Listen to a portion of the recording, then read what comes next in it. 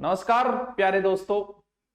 आज एक नया ज्वलंत मुद्दा जो इन दिनों में बड़ा चर्चा रहा है, अग्निपथ अग्निवीर ये तो आज हम आपको इसके बारे में पूरा डिटेल बताते हैं। डिटेल के बाद हम पूरी चर्चा करेंगे, इसके फायदे क्या है, इसके नुकसान फायदे, एक एक चीज की हम चर्चा करेंगे।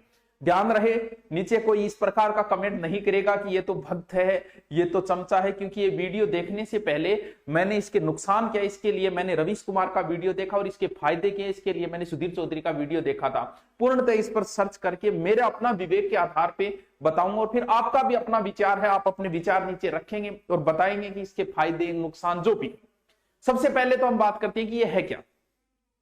इसके अंदर अग्निपथ नाम से भर्ती की जाएगी और जो भर्ती सैनिक होगा उसे अग्निवीर नाम दे दिया जाएगा। पहली बात है कि भर्ती किस प्रकार, भर्ती तीनों सेना होंगी, हमारी तीन मुख्य सेनाएं हैं, तीनों सेना के अंदर हमारी भर्ती होगी, आर्मी, नेवी और एयरफोर्स।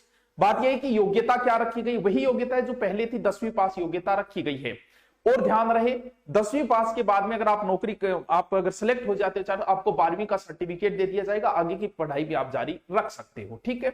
इसके अलावा फिर आयु है इसकी 17.5 से 21 साल, यानी 17.5 से 21 साल तक आपकी आयु रहेगी, यानी ज्वाइनिंग की जो 17.5 से 21 के बीच 17.5 भर्ती हो। ठीक है। अब बात आई कि वेतन क्या है। वेतन 30,000 से शुरू होकर लास्ट 40,000 तक आपका वेतन चला जाएगा।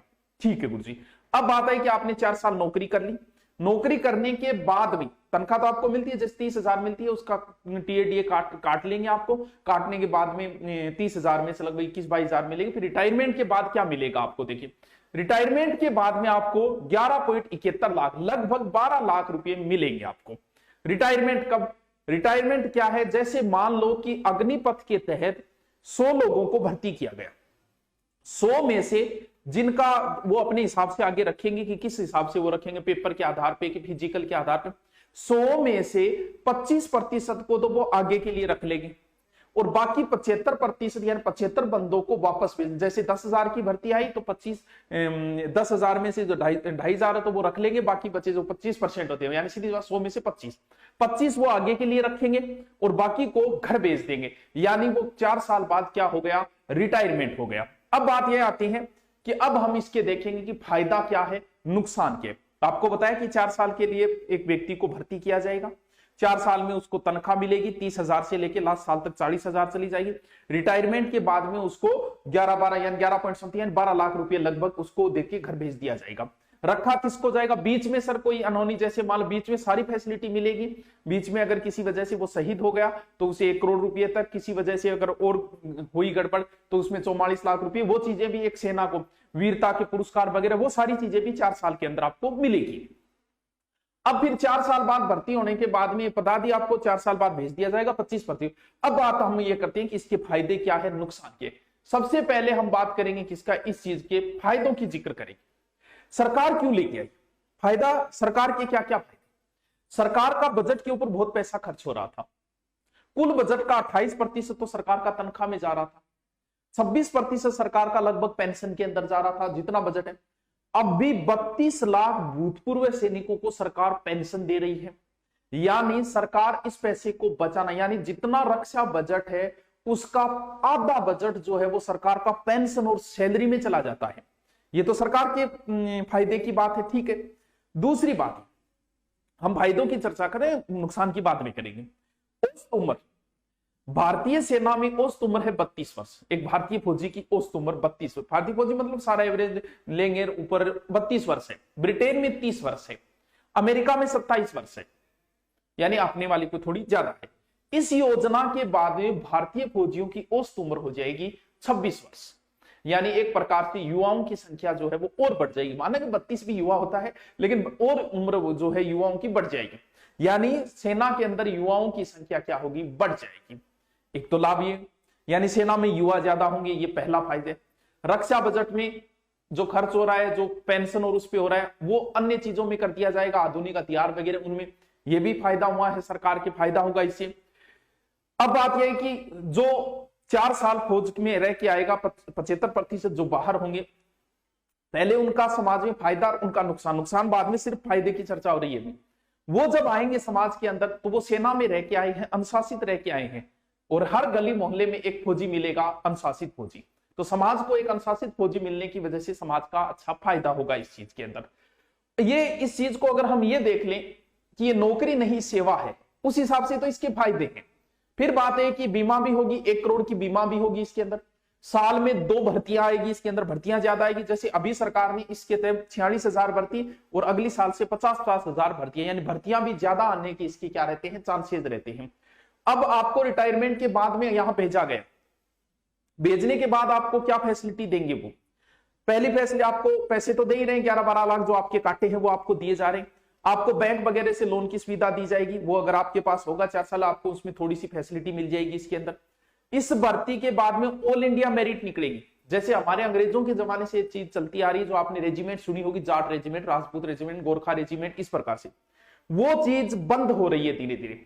यानी कोई भी व्यक्ति किसी रेजिमेंट में जा सकता है, रेजिमेंट वाला जो है वो धीरे धीरे इसके अंदर क्या हो जाएगा, ये एक नई चीज की है सेना के अंदर। यानी ऑल इंडिया मेरिट बेस्ड नहीं, पहले क्षेत्र और जाति के आधार पर सेना के अंदर लेते थे, वो चीज अब नहीं करेंगे। क्षेत्र और जाति, कोई भी नागरिक किसी भी रेजिमेंट में क्या हो सकता है, भर्ती हो सकता है।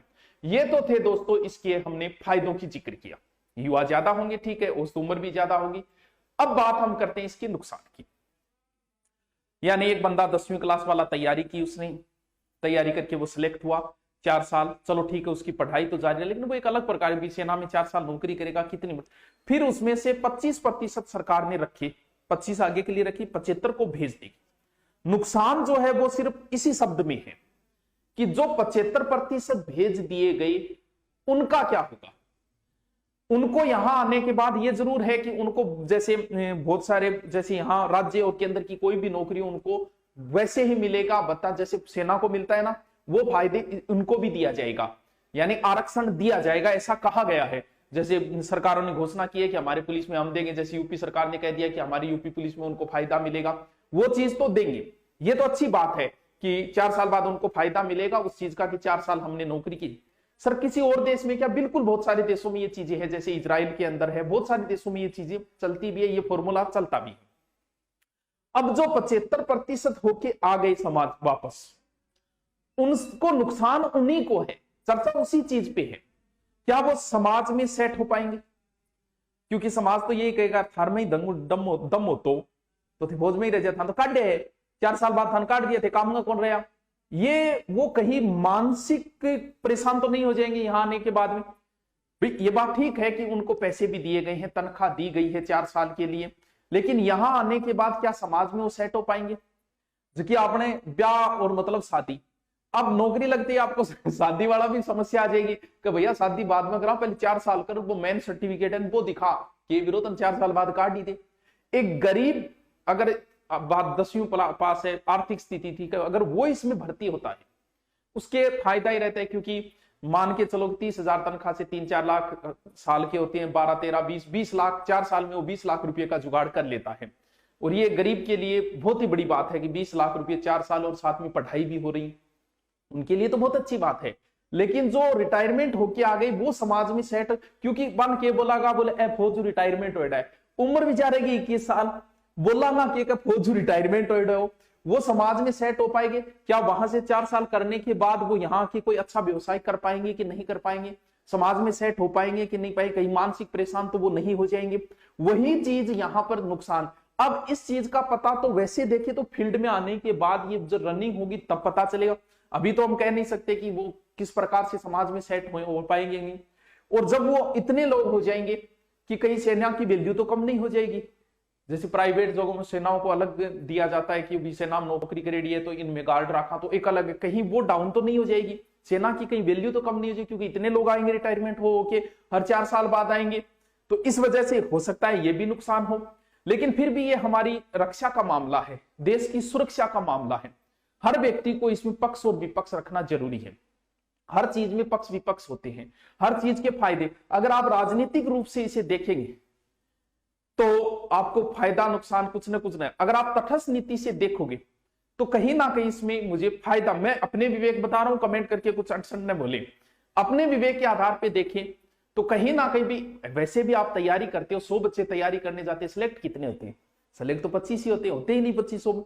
यहाँ पर 100 को ज्वाइनिंग देके 4 साल उनको पैसे भी दिए, उनकी आर्थिक स्थिति भी मजबूत हुई है, हर युवा को सेना में काम करने का एक मौका भी मिला है, उस हिसाब से फायदा। लेकिन रिटायरमेंट के बाद में हाँ ठीक है, उनको अगर आरक्षण की अच्छी व्यवस्था कर दी, बाद में वो कहीं जा सकते हैं, पैरामिलिट्री कहीं भी भर्ती हो सकते हैं, पुलिस में कहीं भी हो सकते हैं, उनको छूट मिलेगी, आरक्षण का भी प्रावधान कर रही है, तो उसमें उस हिसाब से देखें। लेकिन थोड़ी सी पढ़ाई बाधित हो जाएगी, हाँ सर्टिफिकेट दे दिया जाएगा, थोड़ी सी पढ़ाई, बाकी आपका अपना विवेक है, आप भी अपने कमेंट करके हमें बताएं, क्योंकि ये देश की सुरक्षा का मामला है, देश की सेना। क्योंकि सबसे बड़ी समस्या यहाँ 6 महीने ट्रेनिंग दी जाएगी, क्या 6 महीने की ट्रेनिंग से एक परिपूर्ण फौजी बन पाएगा? ये भी सोचने की बात है, क्योंकि देश की सुरक्षा का मामला है, देश की सुरक्षा सर्वोपरि होती है। तो हम आम नागरिक के हिसाब से भी हमें सोचना चाहिए कि इसमें फायदे हैं कि नुकसान। आप भी अपने विवेक के आधार पर कमेंट करके बताइए क्या इसमें फायदा है या नुकसान है। हाँ, सरकार को 20,000 फौजी रोज हमेशा लेने थे हर साल, अगर 20,000 ही अब ले रही है तो कोई फायदा नहीं हुआ। 20,000 की जगह हर साल अगर 1 लाख ले रही है तो ये तो अच्छी बात है।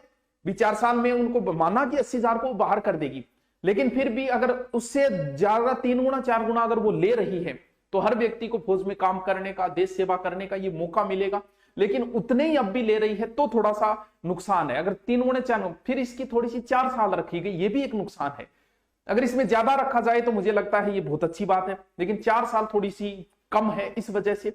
बाकी आप भी समझदार हो, आप भी अपने कमेंट करके बताइए इसके फायदे नुकसान जो भी। मैंने अपने हिसाब से विवेचन किया, अब आप अपना खुद का फैसला है कि ये सही है या गलत है।